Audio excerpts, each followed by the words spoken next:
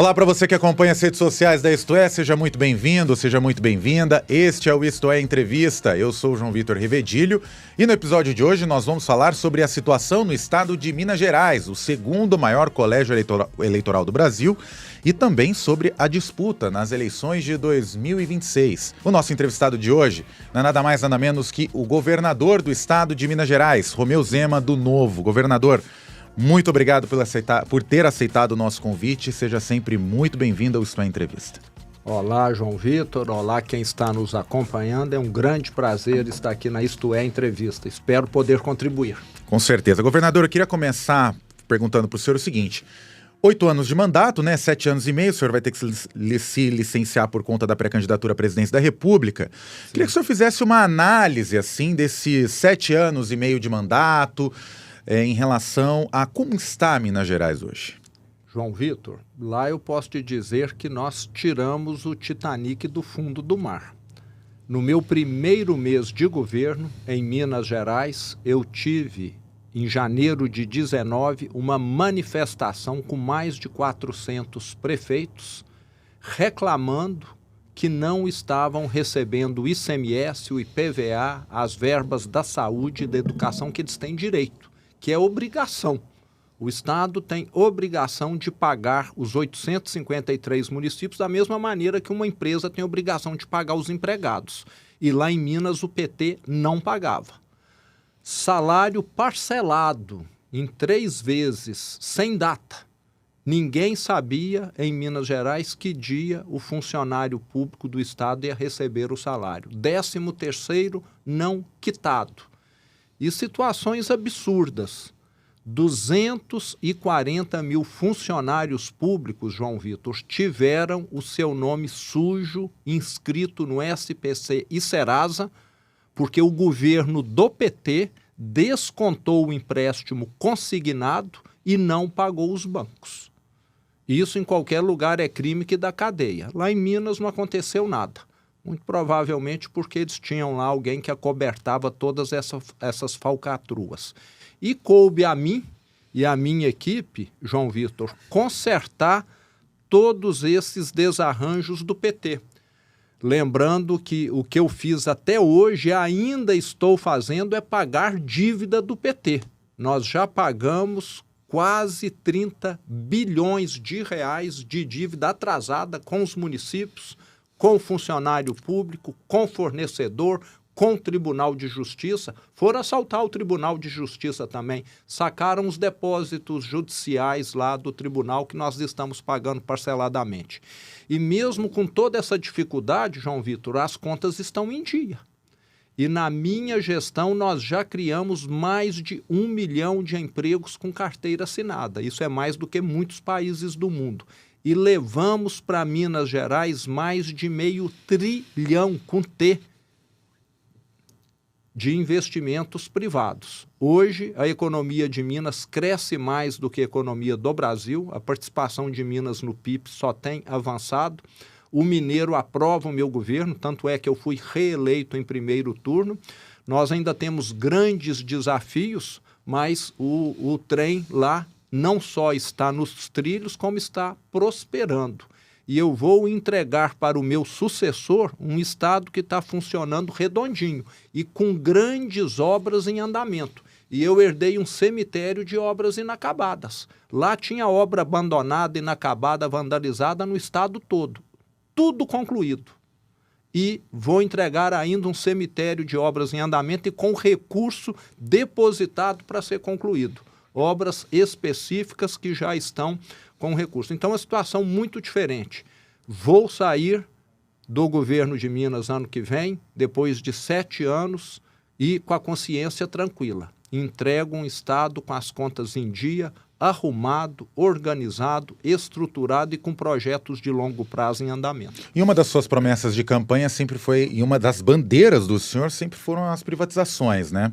Nas últimas semanas, a Assembleia Legislativa de Minas Gerais aprovou em primeiro turno a privatização da Copasa. É um dos pontos em que o senhor tinha, inclusive, prometido que seria a privatização da Copasa, mas também tem uma outra privatização que está travada, que é a da CEMIG. Queria que o senhor fizesse um paralelo em relação a essas duas privatizações e no caso da CEMIG, que é uma grande promessa do senhor, por que ela está travada e o que falta para ela sair do papel? Tá. Bom, vamos por etapa. Primeiro, nós já privatizamos muita coisa, porque muita coisa o Estado não tinha participação majoritária e não precisava de aprovação legislativa. Nós vendemos participação do Estado na Light, depois a Light quebrou, despencou de valor, isso foi vendido há uns 5 anos atrás, 6 anos. Vendemos participação na Renova, que já não valia nada, aquele parque eólico no sul da Bahia. A CEMIG, lembrando que no passado ela só fez investimento ruim. Participação em Belo Monte, lá no norte, em Santo Antônio, lá no norte, e muitas outras subsidiárias. A CEMIG vendeu dezenas e dezenas de participações e negócios que ela tinha. Ficou a grande CEMIG, essa ficou lá. E a grande CEMIG é uma etapa para o próximo ano. No momento, nós estamos totalmente focados na operação da Copasa. A Copasa, praticamente, já tem autorização legislativa. É uma prioridade nossa, João Vitor, levar água e esgoto para todos aqueles mineiros que ainda não têm. Mais de 95% já tem, mas precisamos universalizar, precisamos acabar com esgoto nos rios e é a Copasa que vai acabar. A Copasa é uma empresa controlada pelo Estado. Ela vai precisar investir 20, 30 bilhões para poder fazer tudo isso. Ela não tem esse recurso. E o maior acionista dela, que é o Estado de Minas, também não tem. É um Estado que ainda enfrenta dificuldades financeiras, porque tem uma dívida gigantesca, que é outro tema nosso aí depois. E o que nós queremos é que o setor privado entre com isso. E já avançamos lá na Assembleia, e o setor privado, além de ter o recurso que a empresa precisa, tem agilidade. Você sabe que estatal precisa fazer licitação. Quebrou um equipamento médico no hospital público, eu vou levar 6 meses para comprar essa peça. O privado, amanhã, a peça está lá funcionando já, devido a ele ter essa agilidade que o público não tem. Então, o que nós queremos é que o mineiro fique bem atendido. Estamos fazendo um processo totalmente transparente, não haverá aumento de tarifa acima da inflação, pelo contrário, a empresa deve ganhar eficiência e deve ter aumento até abaixo da inflação, na minha opinião. Estamos tendo todo o cuidado para que o mineiro fique bem atendido. E depois de tudo concluído na Copasa, ano que vem nós vamos avaliar a questão da CEMIG. A CEMIG é muito mais fácil, a CEMIG não é ser privatizada. A CEMIG é mudar a governança, porque o Estado detém hoje 17% do capital da CEMIG. E detém o controle com esses 17%, porque são ações preferenciais. Nós queremos ir para a B3, muda-se a governança, todas as ações passam a ser de um tipo só, e com isso o Estado passa a ser um acionista de referência e não um acionista controlador como é hoje. E com isso a governança melhora e a empresa vai aumentar o seu valor de mercado em 30%, 40%, inclusive com lucro para a participação do Estado, que vai ser ampliado o seu valor lá, já que a ação passará a valer muito mais, porque será uma empresa sem interferência política. O senhor falou das dívidas do Estado de Minas Gerais, é um ponto interessante que o senhor falou, porque o senhor falou que pegou um Estado completamente endividado, mas as contas elas ainda não fecham no azul. O que falta para Minas Gerais começar a fechar no azul? Porque nós lembramos aqui que nós tivemos aquela questão do refinanciamento dos créditos que foi aprovado pelo Congresso Nacional, né? Que inclusive foi uma das principais pautas do Rodrigo Pacheco, quando ele era presidente do Congresso Nacional. O que falta para Minas Gerais começar a fechar no azul? Bom, primeiro eu vou completar e até te corrigir. Minas fecha no azul. Quando eu assumi o Estado, o déficit no ano de 18, foi o último ano do PT, foi 11 bi negativo. O ano passado foi 5 bi positivo. Então, Minas está no azul. O problema é o seguinte, é que nós temos uma dívida ainda com o governo federal que não fui eu. Um dos únicos documentos que eu não assinei nesses 7 anos foi financiamento e empréstimo. 0. Toda a dívida que Minas tem, eu herdei do PT. Tem de ficar claro. Eu não fiz R$1 de dívida. E toda ela, hoje, está concentrada no governo federal, 182 bilhões de reais. E o que está acontecendo hoje é que nós já estamos em negociação com a Secretaria do Tesouro Nacional para Minas Gerais aderir a esse programa que é o Propag, que você mencionou. Com isso, Minas terá condição de pagar essa dívida, o que não tinha anteriormente. O motivo é muito simples, João Vitor. Lá nos anos 90, quando os bancos estatais quebraram e os estados tiveram de assumir a dívida, essa dívida cabia no orçamento de cada estado. Mas o governo federal, ao longo das décadas, cobrou uma taxa de juros elevadíssima, absurda, e com o tempo isso foi crescendo. É igual uma pessoa que vai financiar a casa própria, começa comprometendo 15% do salário hoje e daqui a 20 anos está comprometendo 60% do salário. Foi o que aconteceu com Minas Gerais. E a partir de agora, com a adesão ao Propag, nós vamos ter uma correção que é igual ao crescimento da receita e não algo muito maior que foi o que aconteceu durante muito tempo. Então, o meu sucessor vai administrar um Estado que vai ter mais conforto financeiro. Eu não vou falar que nós estamos folgados, que é mentira, mas não vou falar também que nós somos um Estado que está atrasando o compromisso. Nós estamos pagando em dia, mas somos igual aquela família que está com o dinheiro todo contado, entendeu? Devido a essa dívida monstruosa. Agora, antes de eu entrar na questão da pré-candidatura à presidência da República, eu queria saber o seguinte: nós temos agora o ex-presidente Jair Bolsonaro preso preventivamente na Superintendência da Polícia Federal em Brasília. Ele foi condenado a 27 anos e 3 meses de prisão no inquérito da trama golpista, no processo da trama golpista. E agora a gente sabe que tem toda a movimentação pensando para 2026. Como que fica a reorganização da direita na avaliação do senhor após a prisão do ex-presidente? Bom, João Vitor, o presidente Bolsonaro é e foi e continua sendo o maior nome da direita. Nós, governadores de direita, devemos muito do que das nossas eleições, do crescimento da direita, à figura dele, ao que ele fez. E, infelizmente, ele está tendo essa perseguição política. Eu nem falo que é condenação. É perseguição política, que fique claro. E com o fato dele estar detido, nós da direita temos um cenário em 26 de que nós teremos alguns nomes disputando a presidência da República, o que é muito bom. Eu falo que você ter 2, 3 ou 4 nomes significa que a direita terá mais votos, cada um dos governadores são bem avaliados, terão mais votos nos seus respectivos estados do que um outro do estado vizinho ou de mais longe. E, no geral, a direita ganha. E todos nós, João Vitor, estaremos juntos no segundo turno. Isso é que é importante. Nós nos damos muito bem, eu e os demais governadores, sempre estamos trocando ideia, conversando, e isso também nos deixa livre de uma perseguição política, porque se fosse só um candidato, com certeza a metralhadora do governo federal, que está funcionando muito bem, estaria concentrada só em um. Antes de eu entrar nessa questão da pulverização de candidatos, eu queria saber o seguinte: o senhor falou que há uma perseguição política, né? Quem condenou foi o Supremo Tribunal Federal, primeira turma do Supremo Tribunal Federal. O senhor vê essa condenação realmente como injusta? Não houve uma tentativa de golpe de Estado na avaliação do senhor? E complemento a pergunta com o seguinte: alguns governadores de direita, algumas pessoas da direita no Congresso Nacional afirmam que o judiciário está enviesado. O senhor tem a mesma opinião? Concordo plenamente, totalmente tendencioso, enviesado. Se você falar lá fora o que aconteceu aqui em 8 de janeiro de 2023, ninguém vai falar que aquilo é golpe de Estado, tentativa de golpe, atentado contra a democracia.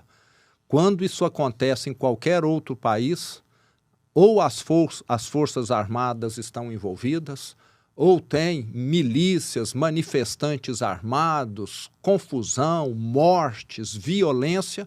Nós vimos sim, um ato de vandalismo, de depredação, que é deplorável, que precisa ser punido, mas nada que se compare a um atentado à democracia e golpe de Estado. E temos tido não só a punição do presidente Bolsonaro, como de diversos inocentes que estavam lá, sem saber o que se passava, que foram detidos e pegaram penas absurdas de 14, 17 anos. Mas o que falta, então, para o Judiciário? Porque a gente vê agora uma disputa em relação à cadeira do Supremo Tribunal Federal. Inclusive, Jorge Messias é o nome do Palácio do Planalto para ser colocado no lugar do Luiz Roberto Barroso. O senhor falou que o Judiciário está enviesado, mas o que aconteceu na avaliação do senhor para esse Judiciário, para vocês terem essa visão do Judiciário enviesado? Porque os próprios deputados, senadores de direita, também procuram o Supremo Tribunal Federal. Então, mas pelas decisões do Supremo, vê-se claramente essa tendência de autoritarismo, de perseguição política e de desrespeito à Constituição. Hoje mesmo parece que nós tivemos aí, alguma declaração do Supremo de que senadores não serão mais submetidos, os ministros do Supremo não serão mais submetidos à sabatina dos senadores. Na verdade, os ministros do Supremo Tribunal Federal não poderão sofrer impeachment a não ser por um pedido da Procuradoria-Geral da República, né? Vamos ler a Constituição para ver o que está escrito? Alguém que está afrontando a Constituição é alguém que é democrático? É alguém que está respeitando o que foi amplamente discutido lá em 1988? Me parece que não. Se eles falam tanto em democracia, manda uma medida para o Congresso analisar, para ser submetida, se eles estão pensando diferente, concordam? Não é? A Constituição está claríssima. O Supremo está desrespeitando a Constituição do Brasil. Está aí mais uma vez. E esse de hoje está claríssimo. Eu não sou jurista, mas eu li lá e entendi perfeitamente o que está escrito e o que eles fizeram. Acho que 90% dos brasileiros, aqueles que sabem ler, vão concordar comigo. Vou voltar um pouquinho na questão da pré-candidatura à presidência da República, porque o senhor falou que são vários governadores de direita que são pré-candidatos. O senhor é um pré-candidato que já confirmou, inclusive, a pré-candidatura. Nós temos o governador de São Paulo, Tarcísio de Freitas, o governador de Goiás, Ronaldo Caiado, nós temos o governador do Paraná, o Ratinho Júnior, Eduardo Leite, também governador do Rio Grande do Sul, todos esses são pré-candidatos à presidência da República. Essa pulverização de candidatos, por mais que o senhor defenda que há uma unificação, não acaba dividindo muitos votos, prejudicando, enfraquecendo a direita, mostrando que há uma desunião dentro da direita? Pelo contrário. Quem está de fora do jogo até interpreta dessa maneira, João Vitor, mas quem está dentro, como eu falei, sabe que isso significa mais votos para a direita. Isso no primeiro turno e no segundo turno, uma transferência de boa parte desses votos, porque todos nós estaremos apoiando aquele que for para o segundo turno. Isso vai acontecer e é o que potencializa a quantidade de votos na direita. Não é divisão, é soma de esforços. E o senhor, a gente sabe que o presidente Bolsonaro deve sim colocar a sua opinião, deve movimentar o xadrez eleitoral de 2026 e ele deve escolher um sucessor para herdar esse capital político dele. Por enquanto, os favoritos são o filho dele, o senador Flávio Bolsonaro, e o governador de São Paulo, Tarcísio de Freitas.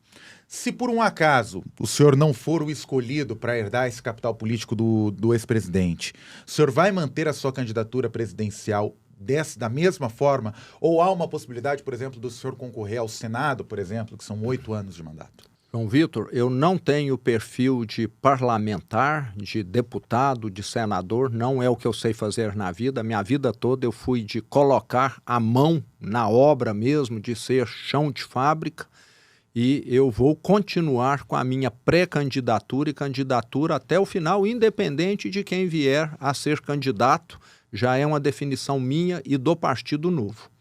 Perfeito. Agora, entrando em outra esfera, nos bastidores, pelo menos no estado de São Paulo, o governador Romeu Zema foi cotado como vice do governador de São Paulo, Tarcísio de Freitas, em caso de uma chapa presidencial.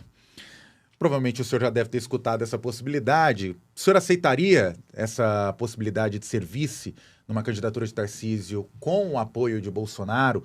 Seria viável para o senhor essa possibilidade? Ou completamente descartada. Eu queria saber se o senhor já ouviu, inclusive, essa possibilidade. Já vi, sou muito admirador do Tarcísio, tenho um contato excelente com ele e fico muito agradecido, né, dele ou alguém da equipe dele ter citado o meu nome. Mas, como eu te disse, nós iremos juntos disputar essa eleição.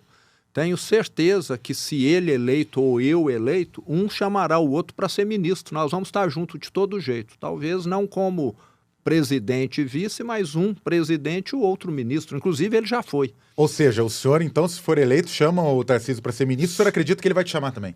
Se ele aceitar, é lógico. Já foi ministro da infraestrutura, fez um belíssimo trabalho. Agora, ele eleito, espero até que seja chamado também. Agora, se o senhor for eleito, claro, já está começando a programar a sua pré-candidatura, a gente tem um ponto que o senhor já teve algumas opiniões fortes, que é em relação aos benefícios sociais, especificamente Bolsa Família. Caso o senhor seja eleito presidente da República, o senhor vai mexer nos benefícios sociais? Vamos passar um pente fino nos benefícios sociais. Hoje nós sabemos que esse benefício que é pago a milhões de brasileiros pode ser aprimorado. Eu até diria que é fazer mais justiça com o mesmo valor. Na minha opinião, João Vitor, eu acho um absurdo um homem novo, de 25 anos, saudável, ficar recebendo o benefício social, entra ano, sai ano, sem fazer nenhum curso, sem ter nenhuma carteira de trabalho assinada nesse período. No Brasil, nós criamos um convite à pessoa não se qualificar, não participar do mercado de trabalho. Eu quero sim ajudar quem precisa. E nós temos milhões de brasileiros que precisam.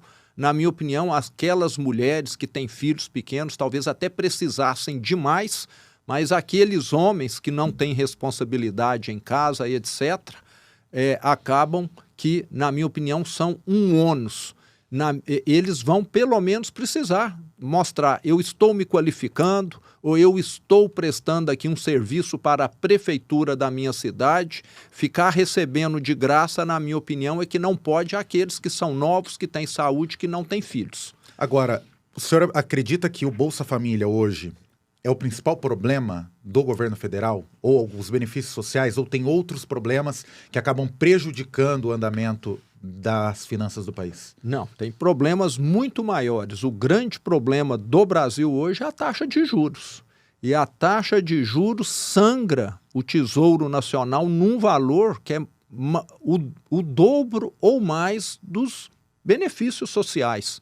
Então, o necessário é reduzir a taxa de juros. Agora, com esse governo, João Vitor, a taxa de juros não cai, porque é um governo que não transmite seriedade, que não transmite austeridade ao mercado.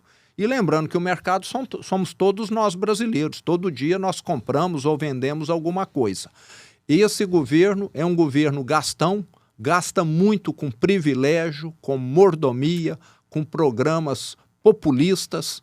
E na hora que nós tivermos um presidente austero, um presidente que economize, essa taxa de juros básica, que hoje está em 15%, ela tem com toda certeza condição de cair pela metade. E isso significa que, em vez do governo gastar por ano 700, 800 bilhões com juros, que é o que ele gasta hoje, ele vai gastar a metade. E isso já dá um Bolsa Família. Então, o Bolsa Família pode contribuir, ele pode ser mais bem direcionado, mas o principal foco é a gastança. A gastança faz os juros ficar alto. Juros altos significa que quem tem dívida, principalmente os humildes, vão pagar tudo mais caro, porque quem que compra eletrodoméstico, celular parcelado? Não é o rico, não, é o humilde. Na hora que ele vai comprar parcelado, ele paga mais caro. Quem que compra moto parcelada? São as pessoas mais humildes, estão pagando mais caro. Quem que paga casa própria parcelado? É o humilde. Esse governo que fala que ajuda os pobres está dando com uma mão e tirando com duas. Tem de ficar muito claro, porque essa taxa de juros alta penaliza os mais humildes, aqueles que devem. E ainda provoca quebradeira de pequenas empresas que pegam lá um empréstimo no banco, depois não conseguem pagar. E beneficia quem, João Vitor? Os milionários, que têm dinheiro aplicado, que podem se dar ao luxo de ficar dormindo, porque o governo federal está pagando 15% ao ano. Antes de eu falar da sucessão em Minas Gerais, eu queria citar num ponto com o senhor, porque é um tema que está entrando muito forte no debate político no Brasil, que é a situação da segurança pública. Nós temos a PEC da segurança pública sendo debatida no Congresso Nacional, nós temos o PL antifacção sendo debatido agora no Senado Federal. Eu queria uma avaliação do senhor em relação a isso, porque os governadores de direita, o senhor Tarcísio de Freitas, o próprio o próprio Ronaldo Caiado, já se colocaram contra a PEC da segurança e foram muito enfáticos na defesa do PL antifacção. Queria saber a opinião do senhor em relação a esses dois projetos. O que falta para o Brasil ter uma segurança pública mais forte, mais consistente em relação ao crime organizado e também em relação à unificação das polícias, né? A união, na verdade, não a unificação, mas a união das polícias estaduais com a federal. Sim. O problema da segurança pública no Brasil, João Vitor, é que aqui, em vez dos especialistas, aqueles que atuam na área, definirem o que precisa ser feito, proporem leis, nós temos pessoas que não têm nenhuma familiaridade com o tema que fica propondo, como antropólogos, sociólogos, assistentes sociais, cientistas sociais e por aí vai. Acho que eles deveriam participar de algumas operações policiais, deveriam ir nas comunidades, conversar com as famílias que são extorquidas, exploradas, até para poder entender esse problema melhor. Eles ficam só em biblioteca e parece que perdem um pouco desse contato com a realidade de milhões de brasileiros que hoje vivem em áreas controladas pelo crime organizado. E quando se fala em área controlada pelo crime organizado, você está falando que aqueles milhões de brasileiros que vivem ali, nessas cidades ou comunidades, estão pagando mais caro pela água, pela energia elétrica, pela internet, são extorquidos. Qualquer um que tenha lá um comércio vai ter de pagar uma mensalidade por crime organizado. Hoje ele depende cada vez menos das drogas e o que nós precisamos fazer aqui é a receita que já funcionou em outros países. Eu estive, há 6 meses atrás, fui lá para ver pessoalmente, para conversar com as pessoas envolvidas, com as autoridades que fizeram a mudança, num país do mundo que eu desconheço, onde tem havido uma evolução tão grande, uma queda, uma redução de homicídios tão elevada como El Salvador. Em 4 anos, os homicídios em El Salvador caíram mais de 99%. Do país mais violento das Américas, hoje, juntamente com o Canadá, ele é o mais seguro. Alguma coisa funcionou lá corretamente. E eu fiz questão de lá ver. Agora, esses que ficam opinando, parece que ficam mais no romantismo do que propriamente na prática. Eu fui lá ver o que funcionou. E o que funcionou lá foi o quê? Colocar atrás das grades quem é bandido. E considerar, equiparar as organizações criminosas a grupos terroristas, porque são. Lá em Minas, em 2016, nós tivemos 263 ocorrências do novo cangaço. É aqueles 10, 20 homens que chegam numa cidade pequena, incendeiam veículos, caminhões na frente do quartel, para a polícia não ter acesso aos seus veículos, saem explodindo caixas e agências bancárias utilizando escudo humano. Isso não é terrorismo? Para mim é. Agora parece que para o governo federal, para o Lula, para o PT, não é. Lá em Minas, a resposta nossa foi clara. Em 2021, esse pessoal alugou uma fazenda, estavam lá nessa fazenda, 28 deles com um arsenal de guerra.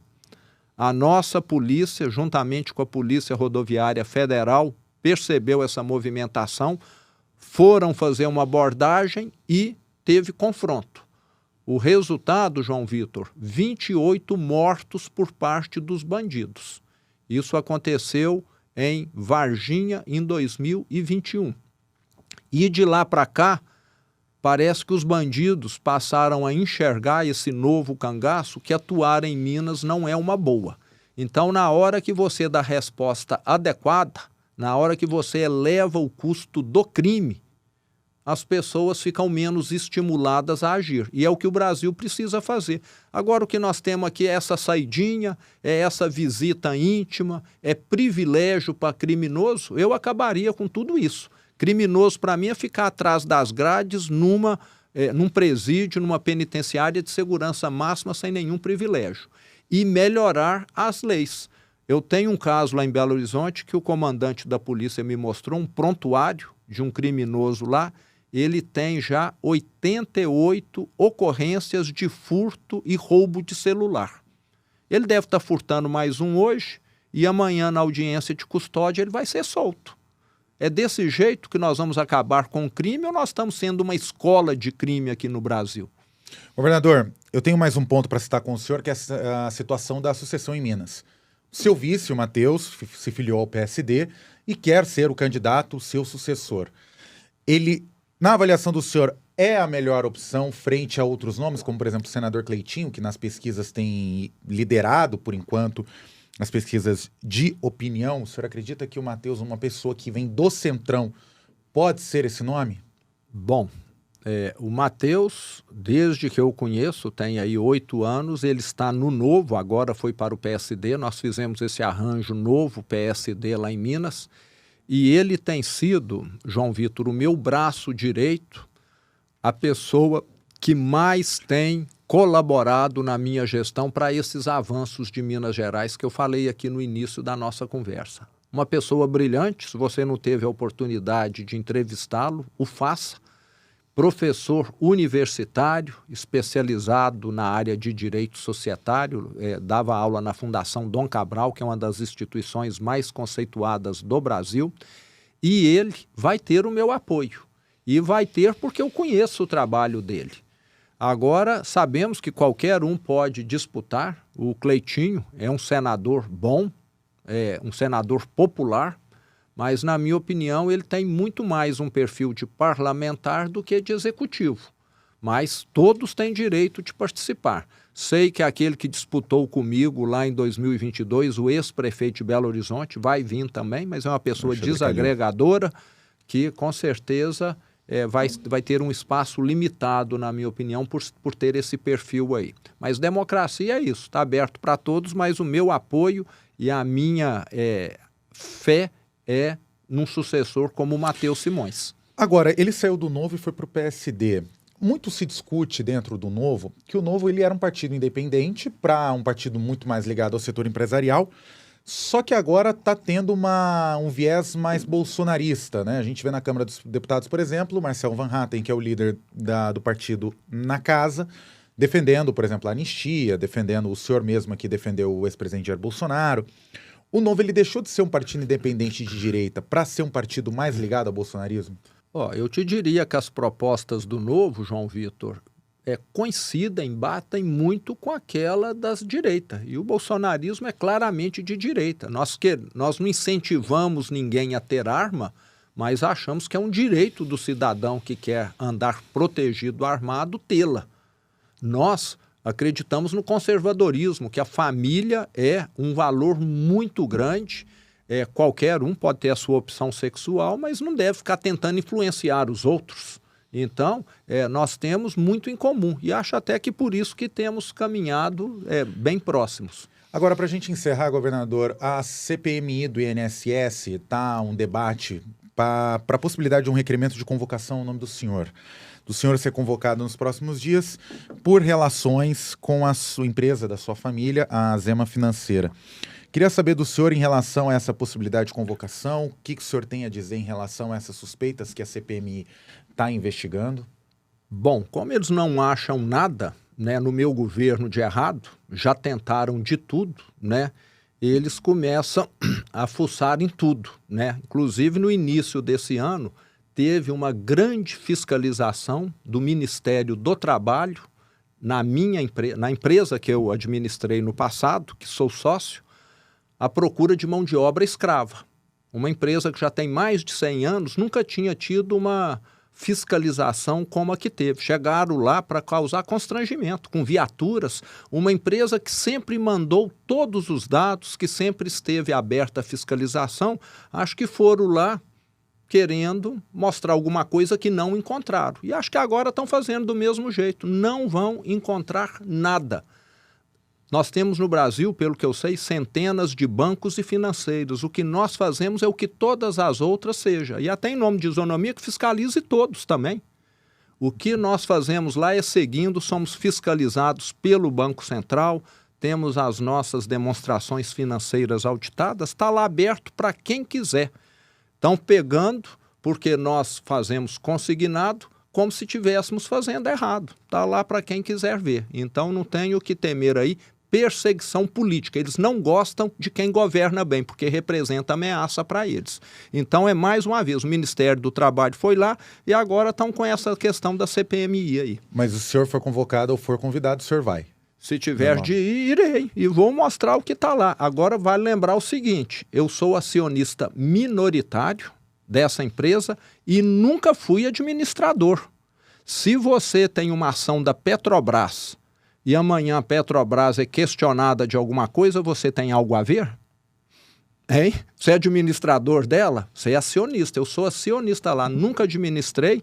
Nós temos lá profissionais qualificados que administram a empresa e eles são orientados a seguir e nunca tivemos problema com o Banco Central nem com a auditoria. Estamos lá totalmente abertos para mostrar. Então, claramente uma perseguição política. Quem não encontra algo fica procurando. E estão procurando aí cabelo em casca de ovo e não vão encontrar. Isso é que é bom, entendeu? Romeu Zema, governador de Minas Gerais, foi o entrevistado do Isto É Entrevista desta semana. Governador, muito obrigado por ter aceitado o nosso convite. Seja sempre muito bem-vindo ao Isto É Entrevista. Foi um prazer estar aqui com você, João Vitor. Muito obrigado. A direção desse episódio foi do Daniel Hessel, a coordenação do Edson Franco e do Carlos Eduardo Vasconcelos. Outras informações do Brasil e do mundo você acompanha em istoé.com.br. E reforço o convite para você.